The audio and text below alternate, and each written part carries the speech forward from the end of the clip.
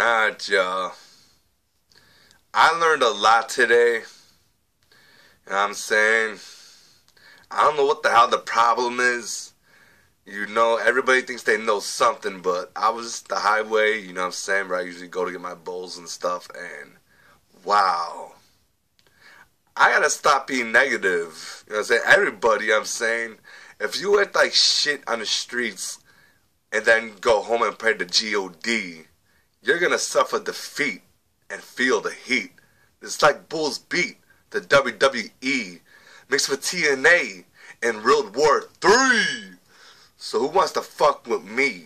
Cause you know I could flow and I could rap and now you snow. Cause you just a stupid ass dude and a bitch and a faggot and a slut that I'll leave in a ditch. I don't give a fuck, I'll slice off your tits. And if I feel like you fucking my bitch, I have my other one slice off your dick. See? That's negative. But really, I'm a flowing judging executive. And you know, I'm just a brown, like a legislative court dude in a Supreme Court with the 9 judges with the judicial, bitch.